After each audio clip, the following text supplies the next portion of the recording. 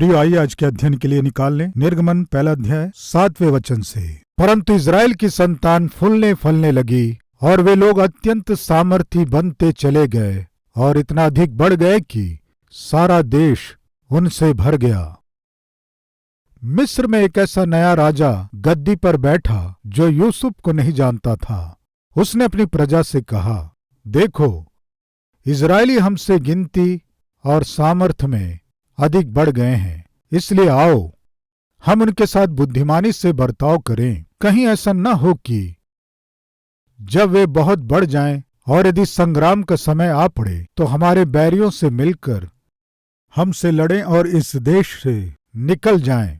इसलिए उन्होंने उन पर बेगारी कराने वालों को नियुक्त किया कि वे उन पर भार डाल डाल कर उनको दुख दिया करें। और उन्होंने फिरौन के लिए पितोम और रामसेस नामक भंडार वाले नगरों को बनाया, पर ज्यों-ज्यों वे उनको दुख देते गए त्यों-त्यों वे बढ़ते और फैलते चले गए। इसलिए वे इज़राइलियों से अत्यंत डर गए। तो भी मिस्रियों ने इज़राइलियों से कठोरता के साथ सेवा करवाई।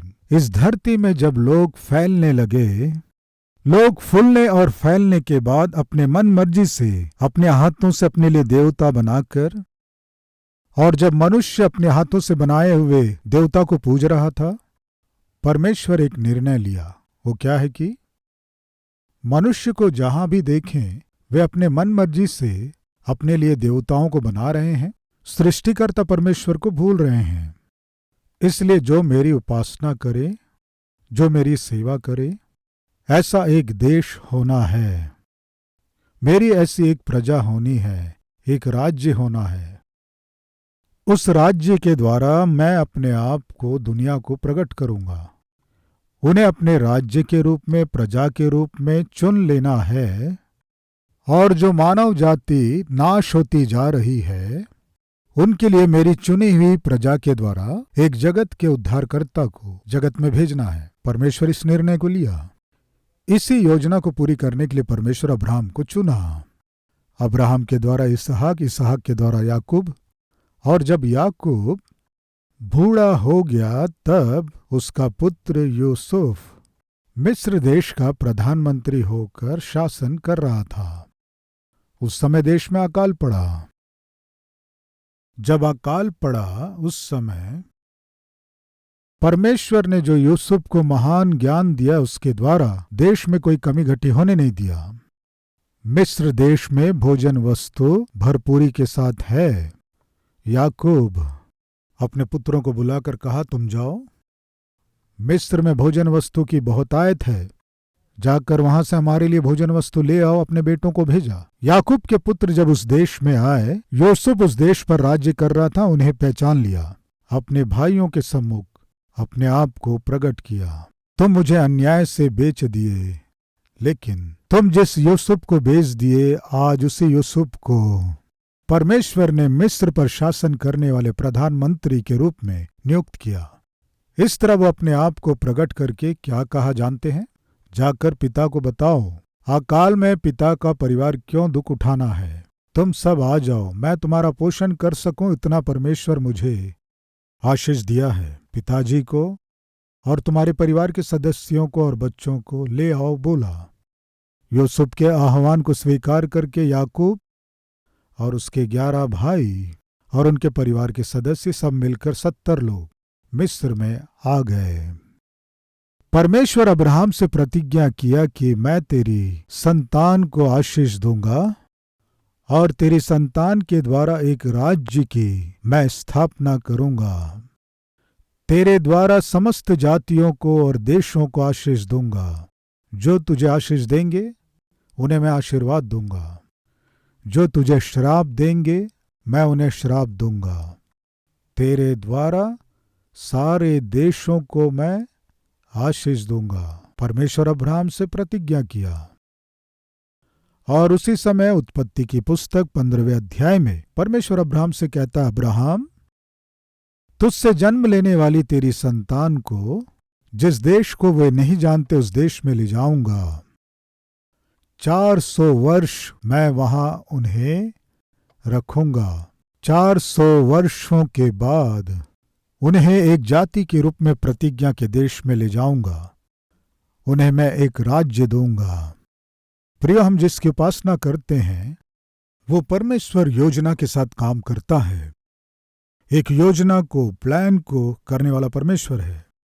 इस संदेश को सुनने वाले हर एक जन के प्रति परमेश्वर की उत्तम योजना है।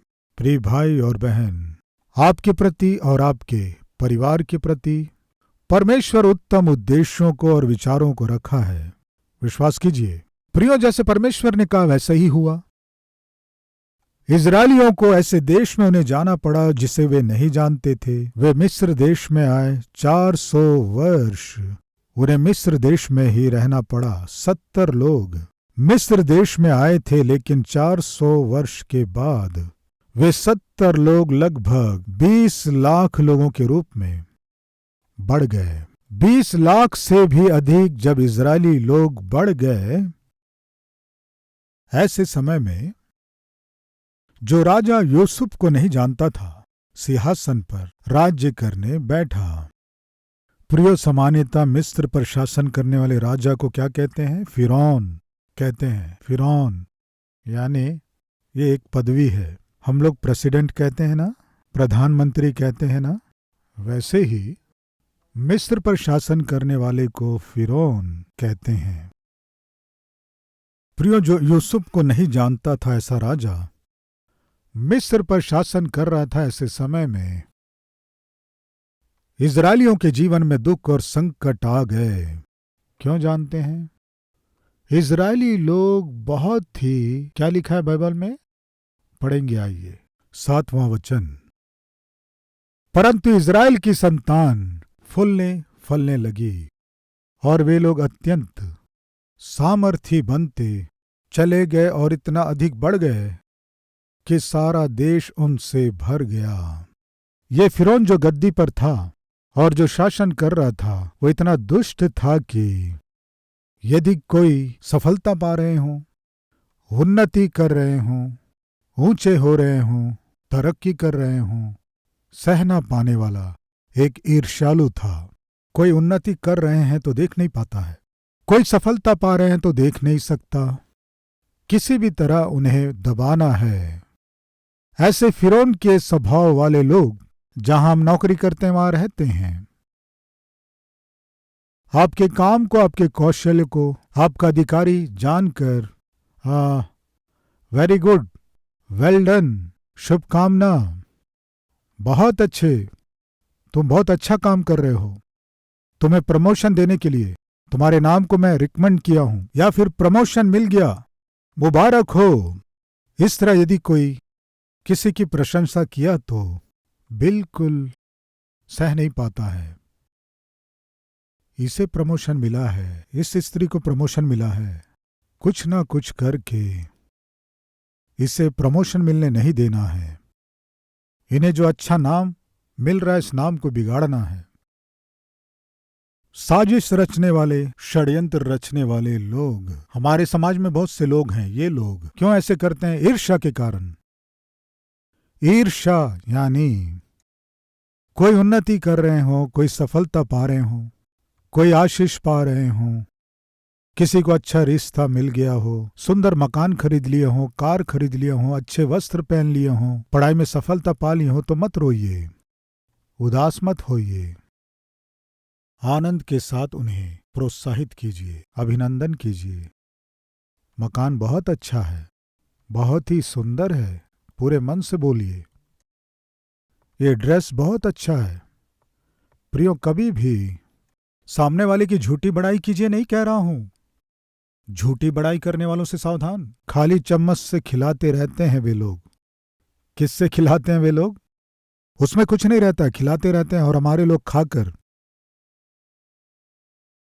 झूठी बड़ाई करो नहीं कह रहा हूं, अभिनंदन करो कह रहा हूं। अभिनंदन करना अलग बात है और झूठी बड़ाई अलग है। कोई अच्छा मकान बनाया, आपको बुलाया, आप उसे देखकर प्रशंसा कीजिए, बहुत अच्छा है घर। कोई कार खरीदा है समझो, उसे देखकर आप प्रशंसा कीजिए। सुंदर कार परमेश्वर ने दिया, मुबारक हो। किसी की शादी हो रही है, वे शादी का कार्ड दिए, आप उनकी तारीफ कीजिए, प्रशंसा कीजिए।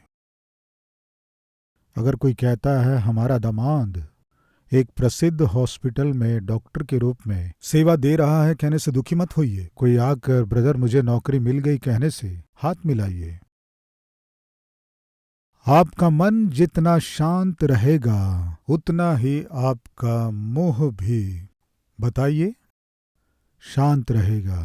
कोई उन्नति करे या कोई सफलता पाए तो प्रिय भाइयों बहनों, पूरे मन से उनकी प्रशंसा कीजिए, रोइए मत, उन्हें दुख मत पहुंचाइए। पड़ोस की भाभी आकर, भाभी ये साड़ी देखिए कितना अच्छा है, एक बार देखिए, देखकर ठीक तो है, इससे अच्छा कलर तुम्हें नहीं मिला क्या? इससे अच्छा कलर नहीं मिला? क्यों भाभी, अच्छा नहीं है क्या कलर? क्या कलर है, एकदम अजीब सा है। इस तरह आप कहे समझो बेचारी 3,000 देकर 5,000 देकर खरीदी होगी, वो बेचारी खुशी के साथ ऐसे फूल कर, देखिए भाभी मेरी बनारसी साड़ी कितनी अच्छी है, फूल कर आपके सामने लाकर रखने से, तो आप क्या करते हैं, एक सुई लेकर गुब्बारे को इस तरह करने से क्या होगा? जो फूल कर आई थी बेचारी, ठीक नहीं है क्या? सामने वाले के खुशी को, सामने वाले के आनंद को दूर करना, ये सैडिज्म है। वो आके आपसे पूछे समझो कैसी है ये साड़ी, क्या जाता है अगर ये साड़ी अच्छी है कहने से, क्या नुकसान है? मान लीजिए कोई शू खरीदा और लाकर आपको दिखाया ये कैसा है, अच्छा है, कहने से नुकसान क्या है? मान लीजिए ठीक नहीं है तो ठीक नहीं है, सच बताइए। थोड़ा सा कलर ठीक नहीं है, कोई और कलर होने से अच्छा था, अगर सच है तो। ईर्ष्या करने वाला हमेशा नकारात्मक बातें कहता है, ऐसे ना कहें। ये किसका सूचक है जानते हैं? ऐसा कौन कहता है जानते हैं? बताता हूं, सुनिए। प्रियो यूसुफ को जो नहीं जानता था, राजा मिस्र देश पर शासन करना प्रारंभ करके इजरायली लोग जो फूल रहे थे, फल रहे थे, बढ़ रहे थे, उन्हें देखकर उन्हें दबाने की कोशिश किया, इजरायलियों को दुख देने की कोशिश किया, इजरायली लोगों को बहुत दुख दिया, इजरायली लोगों को बहुत रुलाया। कौन? जो राजा यूसुफ को नहीं जानता था। क्यों ये बात लिखी गई कहने से, यूसुफ के विषय में यदि जानता तो निश्चय यूसुफ के परिवार के ऊपर हाथ नहीं लगाता। क्यों जानते हैं? जब देश नाश की ओर जा रहा था, मिस्र देश अकाल के कारण जब दुख उठा रहा था, भूख से जब देश की प्रजा मर रही थी, उस देश को हाथों हाथ लेकर उस देश की रक्षा करके उसका पोषण किसने किया? यूसुफ। देश की रक्षा किया है, ऐसा नाम यूसुफ को मिला। मिस्र देश के हर एक जन यूसुफ का आदर करते थे। अच्छा, यूसुफ वो अगर नहीं होता तो हमारा देश नाश हो गया होता। यूसुफ परमेश्वर के ज्ञान और बुद्धि से हमारे देश की रक्षा किया। प्रिय भाइयों और बहनों, कृपया सुनिए। आज कुछ घरों में पति के द्वारा पत्नी दुख उठा रही है। पता नहीं क्यों पति राक्षस जैसा व्यवहार करता है, जो मुंह में आता है कह देता है, बात बात में हाथ उठाता है, परिश्रम से काम किए बिना प्लेट प्लेट खाना खाली कर देता है, दूसरों से उधार लेता है, पीकर घूमता है, पत्नी और बच्चों को दुख देता है। ऐसे क्यों कर रहा है जानते हैं? यहोवा कौन है उसे नहीं पता। यह है कारण, वो परमेश्वर को नहीं जानता है, इसलिए परमेश्वर को वो जान नहीं सका, इसलिए दुष्टता का व्यवहार कर रहा है।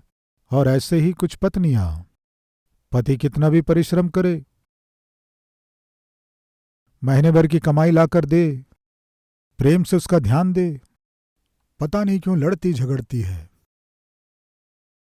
कोई भी बात कहकर दुख देती है, सब कुछ होने पर भी हमेशा रोते रहती है, जैसे कुछ नहीं है व्यवहार करती है। इसके साथ शादी करना ही मेरी भूल थी, ऐसा व्यवहार करना घर को बर्बाद करती है। ऐसे क्यों करती है कहने से परमेश्वर को जानती नहीं है, इसलिए परमेश्वर को जानने वाले यानी परमेश्वर के देने वाले नए जीवन को जो पाए नहीं है, वे जो धार्मिकता के जीवन को नहीं जानते हैं, प्रेम, आनंद, शांति, धीरज, कृपा, भलाई, ये ना जानने वाले घर में नरक दिखाते हैं।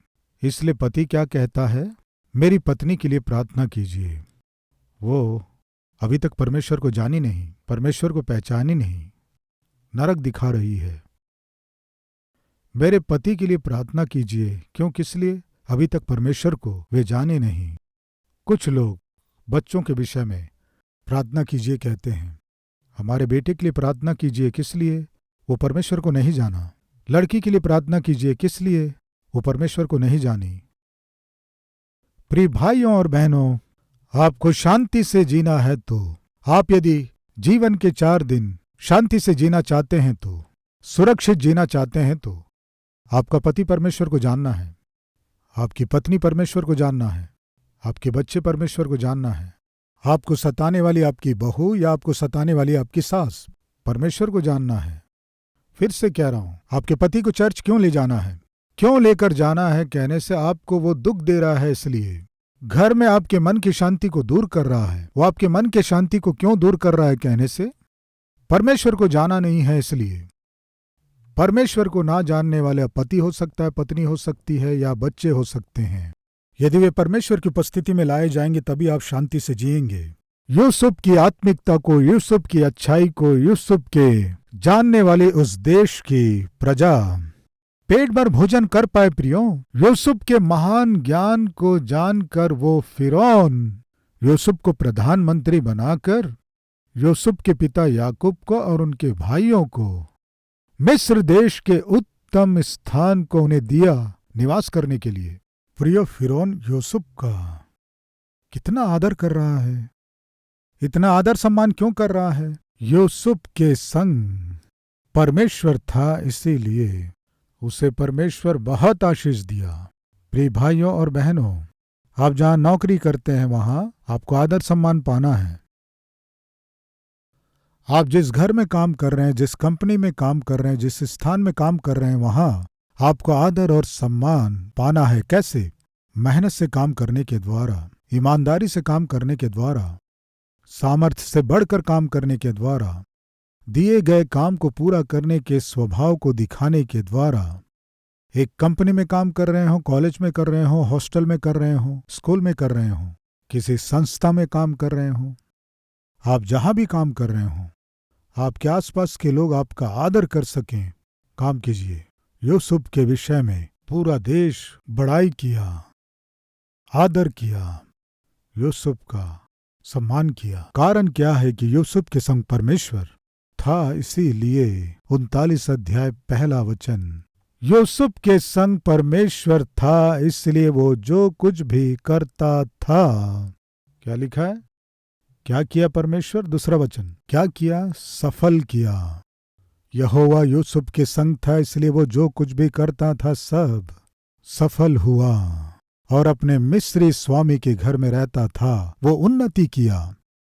यूसुफ के हर काम को जब परमेश्वर ने आशीष दिया, मिस्र का वो पोतीफर यूसुफ को प्रमोशन दिया। क्या था वो प्रमोशन? मेरे पूरे घर पर तेरा अधिकार है, मैं अपने पूरे घर को तुम्हें सौंप रहा हूं, तू ही मेरे घर का बॉस है। आशीष दिया। प्रिय भाइयों और बहनों, आप परमेश्वर के संतान के रूप में परमेश्वर के संग परिश्रम से यदि काम करेंगे तो परमेश्वर आपको अभी जिस स्थिति में उससे उत्तम स्थिति में ले जाएगा, ना भूलें। सो पहला है, मिस्र पर शासन करने वाला राजा फिरौन ईर्ष्यालु है। इजरायली लोग जब बढ़ रहे थे वो देख नहीं सका, इजरायली लोग जब फूल फल रहे थे वो देख नहीं पाया। इजरायली लोग जब बहुतायत के साथ बढ़ रहे थे देख नहीं पाया। इसलिए उसने क्या किया जानते हैं? दबाना है, इन्हें अपने पांव से कुचलना है, इस तरह वो सोचा। इसलिए क्या किया? उन्हें बहुत दुख दिया, उन्हें बहुत कष्ट दिया। पढ़ेंगे आइए।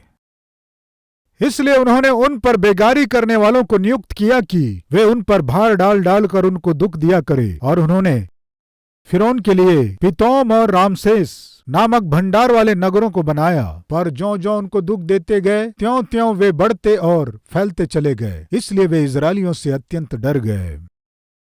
प्रिय मसीह समाज, एक अद्भुत बात को परमेश्वर ने बाइबल में लिखाया है। वो क्या है कि मसीहों को जितना अधिक सताएंगे, जितना अधिक रुलाएंगे और जितना अधिक हिंसा करेंगे, मसीही उतना अधिक बढ़ते जाएंगे। इस बात को परमेश्वर ने बाइबल में लिखवाया है। प्रियो, आज आपको कोई दबाने की कोशिश कर रहे हैं क्या? नौकरी से आपको निकालने की कोशिश कर रहे हैं क्या? आपको जो अनुभव करना है उसे आप अनुभव ना करो, ऐसे करने की कोशिश कर रहे हैं क्या? तो फिर चिंता ना करें। मसीही व्यक्ति फुटबॉल के समान है। कैसा है बताइए? फुटबॉल जैसा है। फुटबॉल को लेकर जमीन पर मारिए, जितनी जोर से मारेंगे वो फुटबॉल उतना, बताइए, उतना ऊंचा उठेगा। मसीही, जिस व्यक्ति में मसीह है, उसको अगर नीचे दबाने की कोशिश करेंगे तो परमेश्वर क्या करेंगे जानते हैं? उससे भी ऊंचाइयों की ओर परमेश्वर उस व्यक्ति को ले जाएगा। एक मिनट रुकिए। यदि उस फुटबॉल में हवा नहीं होगी तो? यदि फुटबॉल में हवा नहीं है, यदि जमीन में मारेंगे तो ऊपर उठेगा नहीं, वहीं रहेगा। इसका अर्थ क्या है कि आप में मसीह रूपी सामर्थ होगा तो आपको यदि जमीन पर मार कर दबाने की कोशिश करेंगे भी तो अंदर जो मसीह है क्या करेगा जानते हैं? जो दबाने की कोशिश कर रहा है उस व्यक्ति से भी बढ़कर आपको और भी ऊंचे स्थानों में परमेश्वर लेकर जाएगा। इस सत्य को न भूलें। लेकिन मसीह आप में, बताइए, रहना है। यूसुफ के भाई यूसुफ को दबाना है, ईर्ष्या किए। पिताजी इससे बहुत प्रेम कर रहे हैं, ईर्ष्या। रंग बिरंगा अंगरखा बनवाए, ईर्ष्या। खराई और ईमानदारी के साथ जी रहा है, ईर्ष्या। भाई ईर्ष्या के साथ अपने छोटे भाई यूसुफ को अन्याय के साथ जब बेच दिए, यानी जब जमीन पर मारे, परमेश्वर क्या किया? इन सारे भाइयों से भी अधिक ऊंचे स्थान में परमेश्वर लेकर गया। प्रिय भाई और बहन, आप परमेश्वर के संतान होकर जी रहे हैं, आत्मिक जीवन जी रहे हैं, आप मेहनत से काम कर रहे हैं। जो आपको पसंद नहीं करते वे आपको दबाने की कोशिश कर रहे हैं, तो फिर सुनिए, आपको दबाने वाले लोगों को परमेश्वर दबाएगा। परमेश्वर आपको ऊपर उठाएगा। इस सत्य को न भूलें।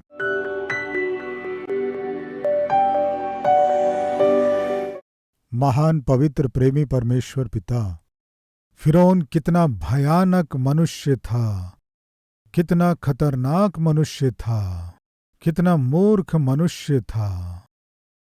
ये इसलिए कि वो जीवित परमेश्वर तुझको नहीं जानता था। आज हमारे बीच कुछ भयानक लोग हैं, पत्नी को बहुत मारते हैं, शराब पीकर बर्बाद हो रहे हैं, बच्चों के भविष्य पर ध्यान नहीं देते, उनकी पढ़ाई पर ध्यान नहीं देते, उनकी जिम्मेदारियों पर ध्यान नहीं देते। पिता घर को बर्बाद कर रहे हैं, वस्तुओं को गिरवी रख रहे हैं, स्वास्थ्य को बिगाड़ रहे हैं, अपनी आयु को कम कर रहे हैं, जो उन पर निर्भर है उनको धोखा दे रहे हैं। पिता एक खतरनाक स्वभाव है। पति होने पर भी, बच्चे होने पर भी, घर होने पर भी घर को बर्बाद करने वाले स्वभाव की स्त्रियां भी हैं। उस घर में हमेशा शांति, लड़ाई, झगड़े होते हैं, लेकिन प्रभु हमें ऐसे रहने की अनुमति नहीं है। फिरौन के समान अज्ञानता से, फिरौन के समान ईर्ष्या से, फिरौन के समान अनाज्ञाकारिता से, फिरौन के समान अविश्वास से पिता नाश होने वाली दुर्भाग्य की स्थिति हमें नहीं चाहिए। वचन के अनुसार जीने का जीवन आप हमें दीजिए पिता। एक अच्छे मनुष्य के समान जी सके सौभाग्य दीजिए। यदि कोई आशीष पा रहा है, उन्नति कर रहा है, अच्छे मन से उन्हें आशीर्वाद दे सकें, सहायता कीजिए। यीशु के नाम से मांगते हैं पिता, आमीन।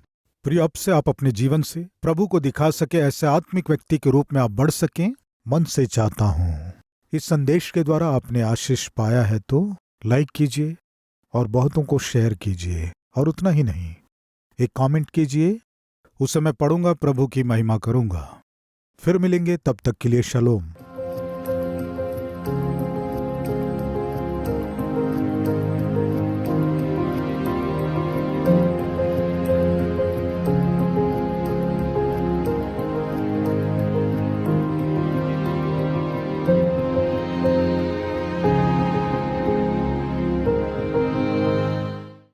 हमारा पता Calvary, post box number 30, Kukatpally, Hyderabad 72।